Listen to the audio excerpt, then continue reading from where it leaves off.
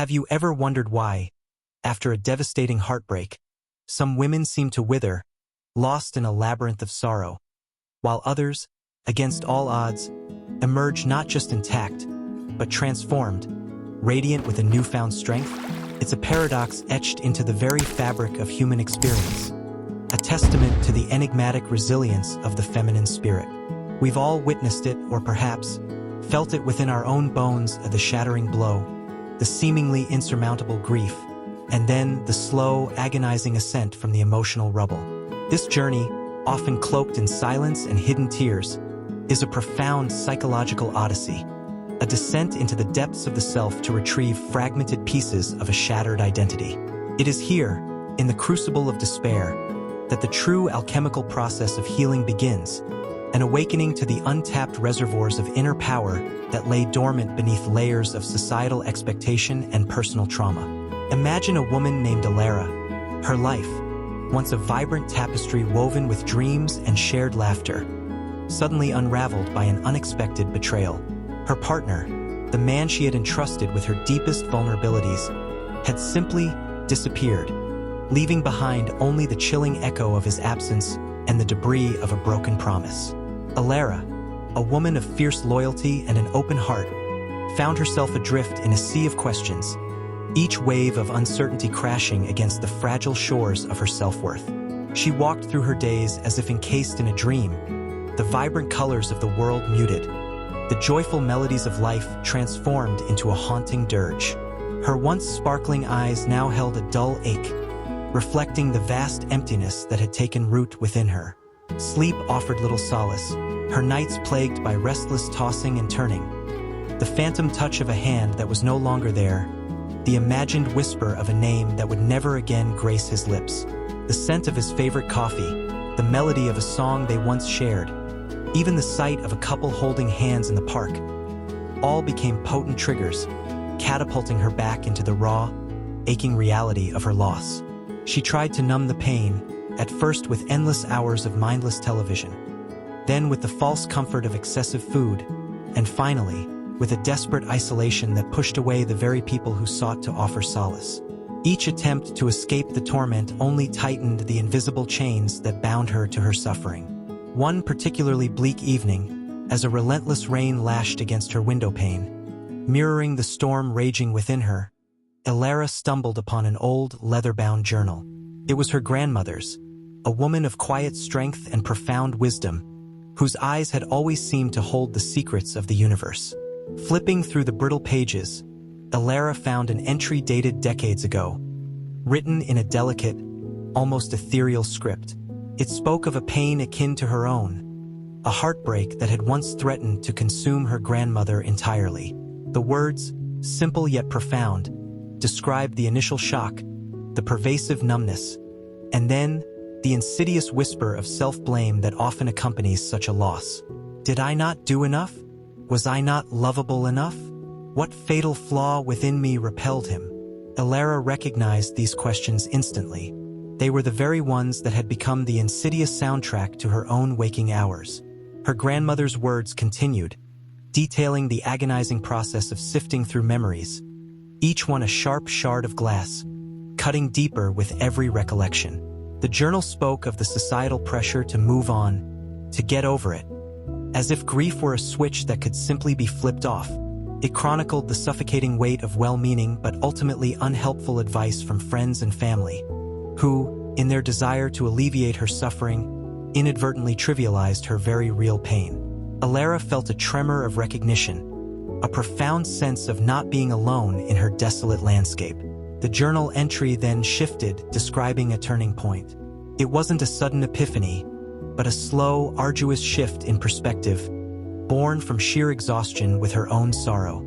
Her grandmother had written about a moment of profound introspection, a quiet realization that the love she had so freely given had not been wasted, even if it had been unreciprocated or betrayed. It was a love that had flowed from within her, a testament to her own capacity for connection and compassion. The journal spoke of a conscious decision to stop dwelling on the why and to start focusing on the how to reclaim her own narrative, how to rebuild her inner world, piece by painstakingly fragile piece.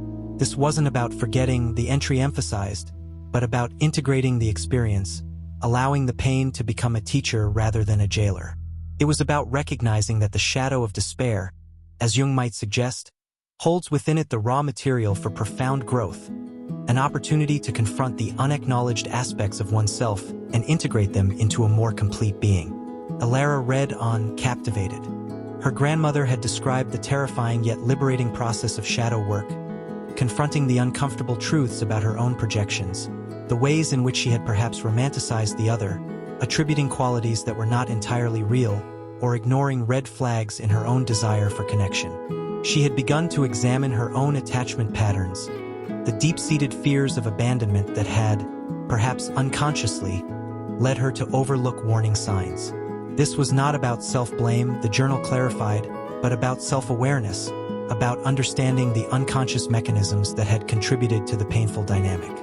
It was about taking responsibility for her own part in the story, not in a punitive sense, but in an empowering one. For only by understanding her own internal landscape could she truly begin to navigate it. The journal spoke of the liberating realization that the external relationship, however painful its demise, was ultimately a mirror reflecting her own inner landscape, her unmet needs, her unhealed wounds. The culmination of her grandmother's journey, as detailed in the journal, was the gradual blossoming of individuation, the process of becoming a more whole, self-actualized individual, less reliant on external validation for her sense of worth. It was about discovering that the wellspring of love and fulfillment resided not outside her, in the hands of another, but deep within her own soul. This was the true alchemy, the transformation of leaden grief into the gold of self-discovery.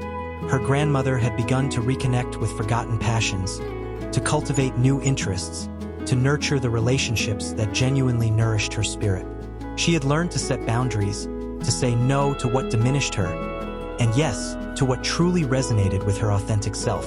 The journal ended with a poignant reflection on the cyclical nature of life, the understanding that even the deepest valleys eventually lead to the highest peaks, and that true strength is forged not in the absence of pain, but in the courage to walk through it. Elara closed the journal, her fingers tracing the faded ink.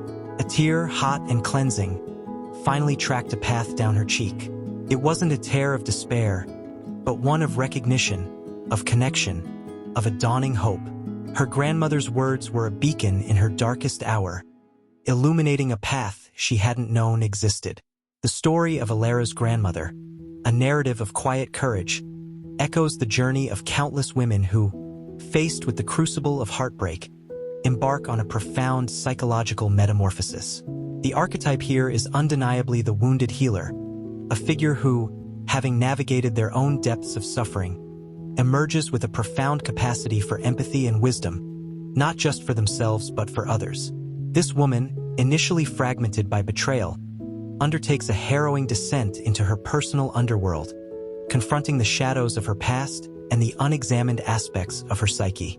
Her journey illustrates the fundamental Jungian concept that within every wound lies the seed of transformation, and that true healing is not about erasing the scar, but about integrating the experience, allowing it to inform a deeper understanding of self. The initial paralysis and self-blame are common manifestations of a damaged ego, a reflection of the external validation that was once sought and now feels irrevocably lost. However, the path to reclaiming oneself demands a radical shift from external focus to internal excavation. To you, who might be walking a similar path, understand this. The pain you feel is not a weakness. It is an undeniable testament to your capacity to love deeply. This intense emotional landscape, though daunting, is fertile ground for profound personal growth. Consider this period not as an end, but as an initiation. You are being called to engage in your own shadow work, to meticulously examine the unconscious patterns that may have contributed to your heartache. What unacknowledged fears or unmet needs might have driven your choices? Where did you relinquish your power in the pursuit of external validation? This isn't about judgment, but about compassionate self-inquiry. Embrace the solitude, for it is in this stillness that you can hear the whispers of your authentic self. Journal your thoughts, explore forgotten hobbies, and reconnect with the parts of you that were perhaps muted in the relationship. Begin the sacred journey of individuation, recognizing that your completeness does not hinge on another person's presence. You are not a half. You are a whole, and your worth is inherent, immutable, and independent of any external circumstance. This is the moment to nurture your inner child, to offer yourself the unwavering love and acceptance you so readily extended to another. Allow the tears to fall, for they are cleansing rivers, washing away the debris of shattered dreams and making space for new growth. Remember the phoenix, for even in the darkest ashes, the spark of rebirth flickers, waiting for your breath to ignite it into a roaring flame. Your resilience is a magnificent, potent force, ready to carry you not just through this fire, but soaring above it. Has this ever happened to you? In the aftermath of a deep wound, a whisper begins, an insidious voice suggesting that perhaps the love you sought, the connection you craved, wasn't real, that you were somehow tricked, or worse, that you invited the very pain you now endure. This unsettling sensation, a profound questioning of one's own judgment and perception, is a common and often agonizing facet of healing from heartbreak. It speaks to a deeper psychological process, one where the external world can feel like a distortion, mirroring an internal landscape of self-doubt. The desire to find meaning, to assign blame, often leads us down a perilous path of replaying events, searching for clues we might have missed, for signs that were deliberately hidden. It is in this fractured state that the psyche, desperate for answers, can fall prey to various forms of self-deception or become susceptible to the subtle yet potent influence of external narratives. We cannot change anything until we accept it. Condemnation does not liberate, it oppresses. These profound words from Carl Jung resonate deeply within the cavernous spaces of a shattered heart. When heartbreak strikes, the natural inclination is often to resist the pain, to push it away, to deny its very existence. Yet, as Jung so eloquently suggests, it is in the act of acceptance, not condemnation, that the seeds of liberation are sown. Consider the subtle dance of ego projection in the aftermath of a painful relational rupture. In the heady days of a nascent connection, when the world seems to shimmer with possibilities, it is common to project our own idealized images, our own unmet needs onto the object of our affection. We see not just the person, but the embodiment of our hopes, our dreams, our unconscious desires. This isn't inherently malicious. It's a fundamental aspect of human connection, a way we seek to complete ourselves through another. However, when the relationship crumbles, these projections shatter, often leaving us bewildered and disillusioned. The beautiful facade we constructed, built partly on reality and partly on our own unconscious longings, collapses, revealing not just the flaws of the other, but the intricate tapestry of our own internal landscape. A woman, let us call her Seraphina, found herself ensnared in this very labyrinth of projection after a relationship that left her feeling utterly invisible.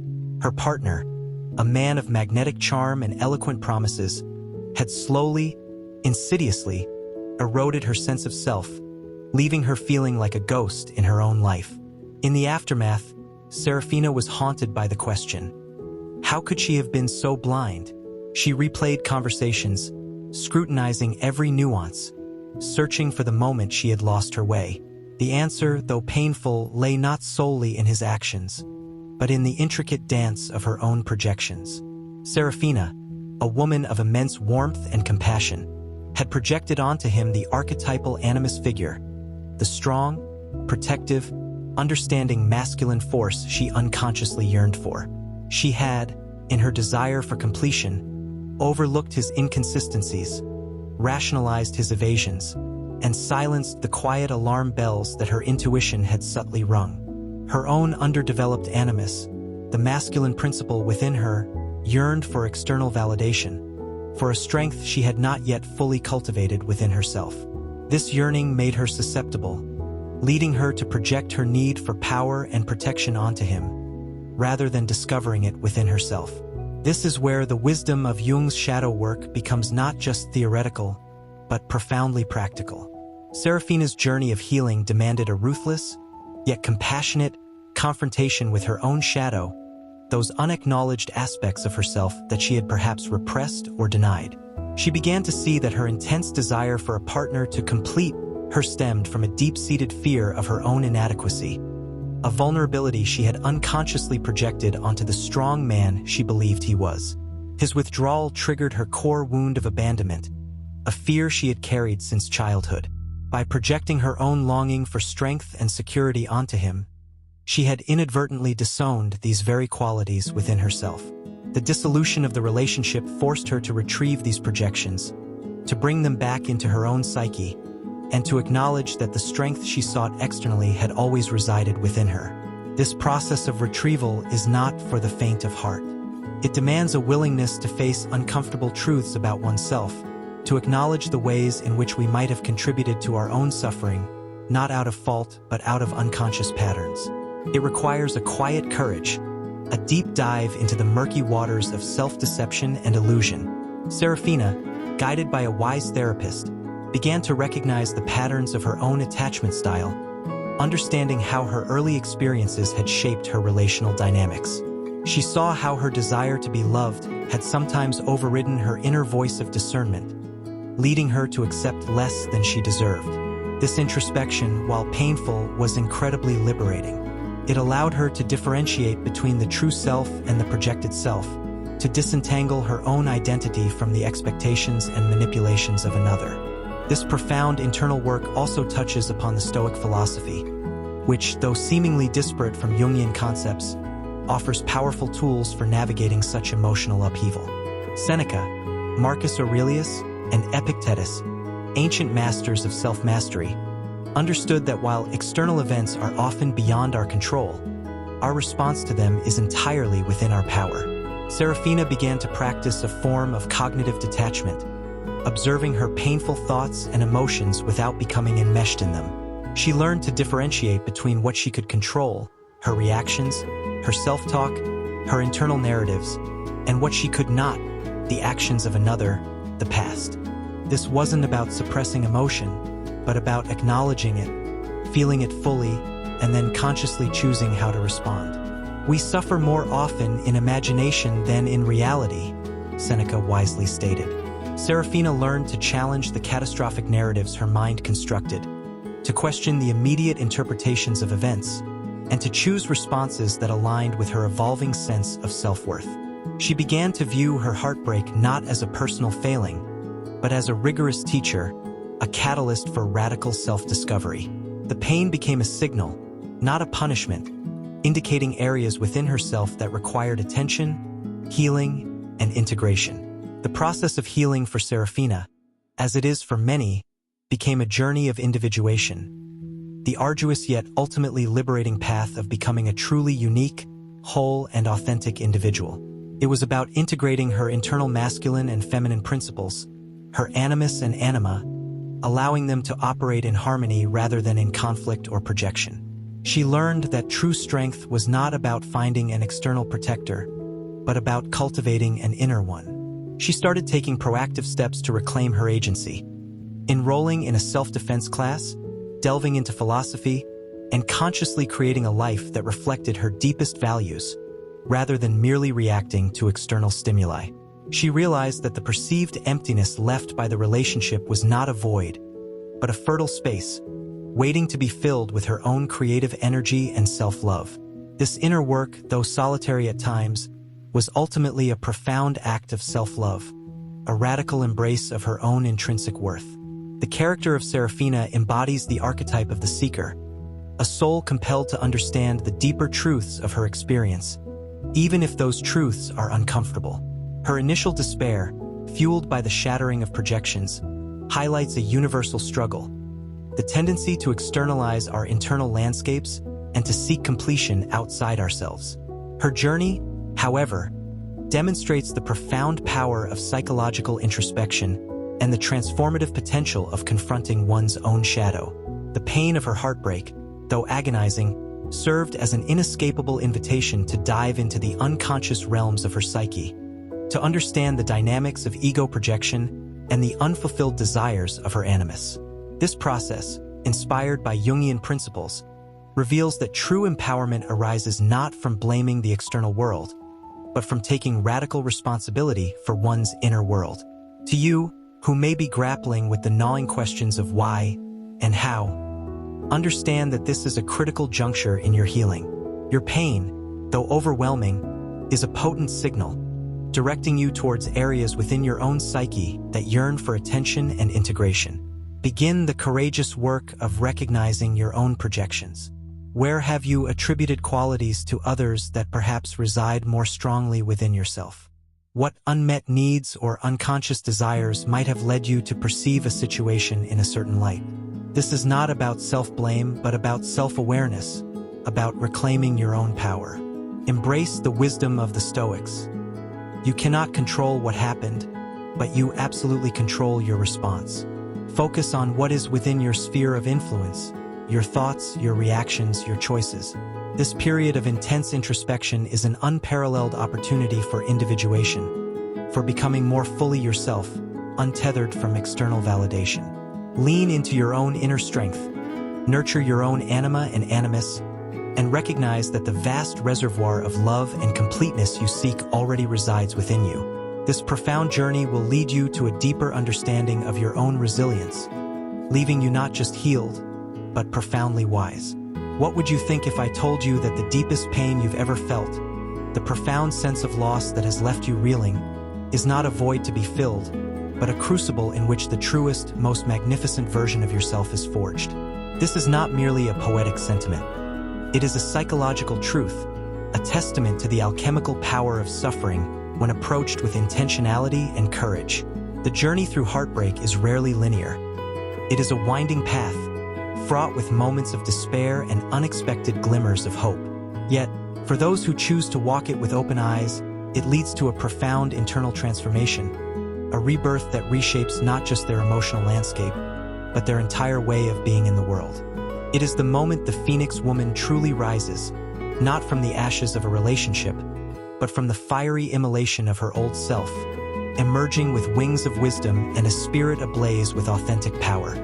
Consider the ancient tale of Lyra, a woman whose village had been built on the banks of a river known for its serene beauty and its treacherous, hidden currents.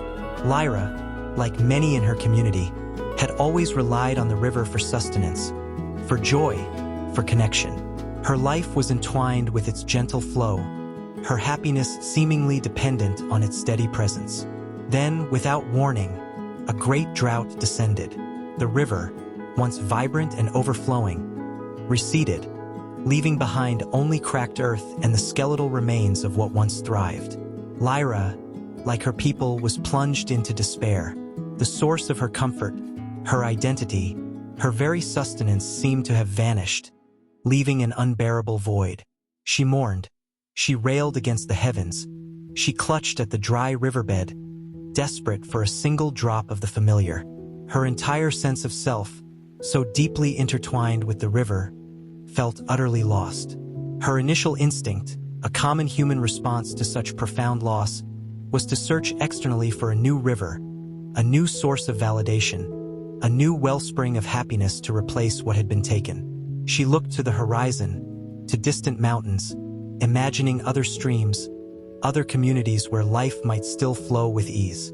This period of external searching, of grasping for a replacement, is where many women become ensnared in cycles of disappointment, desperately trying to fill an inner void with external solutions.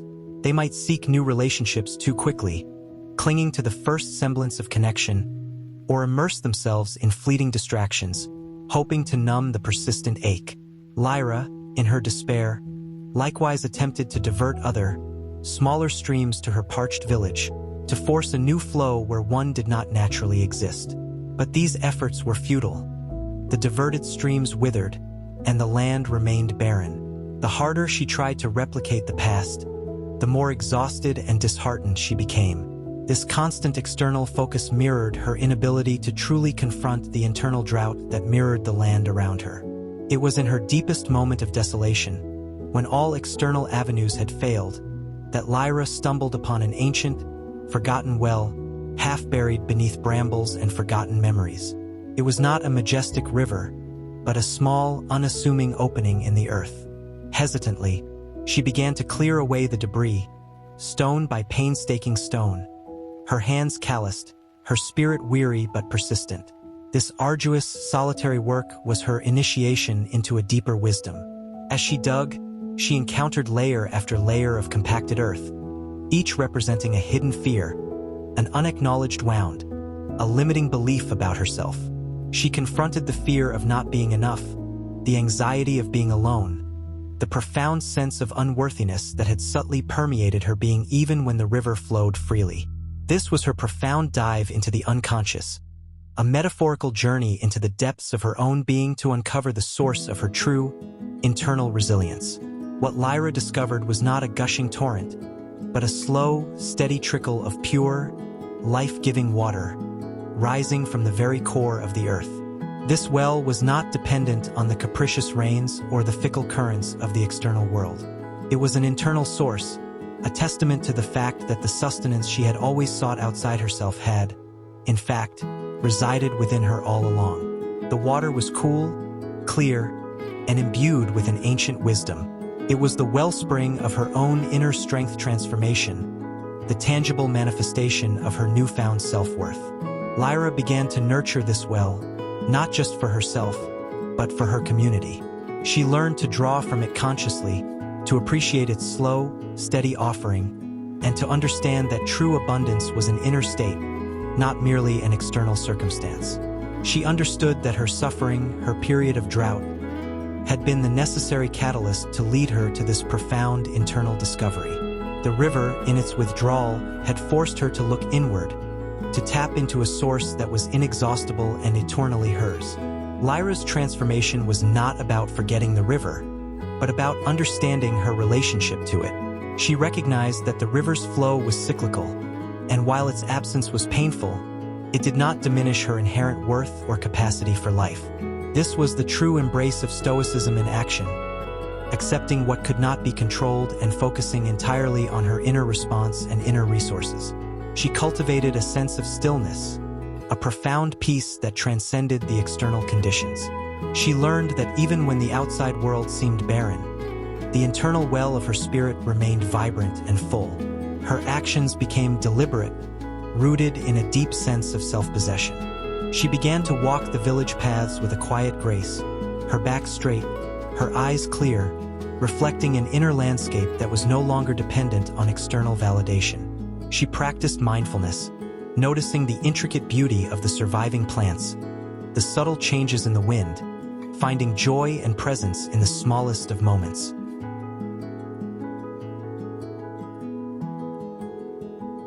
She meditated by her well, deepening her connection to this profound internal source, recognizing that the power to thrive resided within her, always.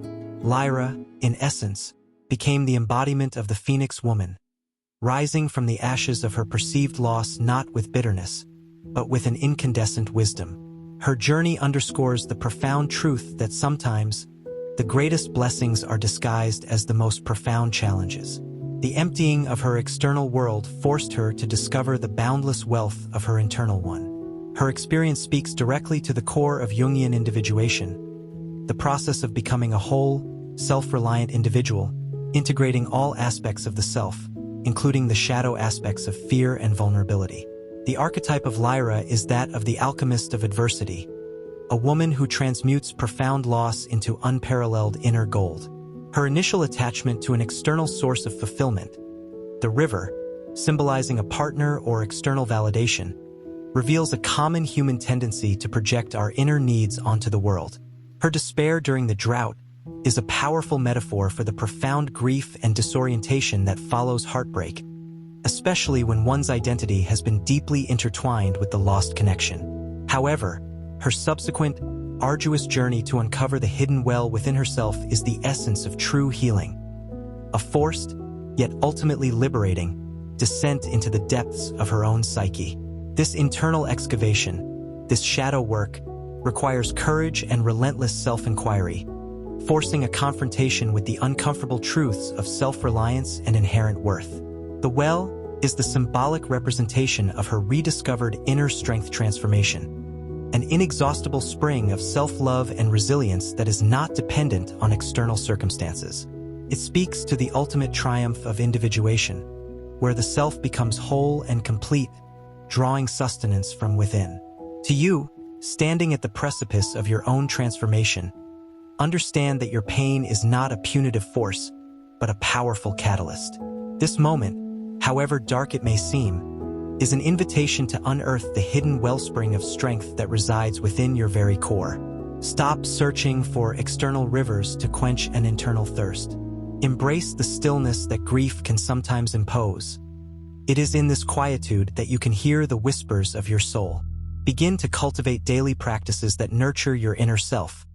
Meditation to quiet the external noise, journaling to explore your deepest thoughts, movement like walking or yoga to reconnect with your body's inherent wisdom. These are not mere distractions. They are sacred rituals that build the foundations of your new, empowered self. Let go of the need for external validation. Your worth is not a negotiation. It is an inherent truth. The journey ahead demands a radical embrace of your own sufficiency, your own boundless capacity for joy and fulfillment, regardless of external circumstances.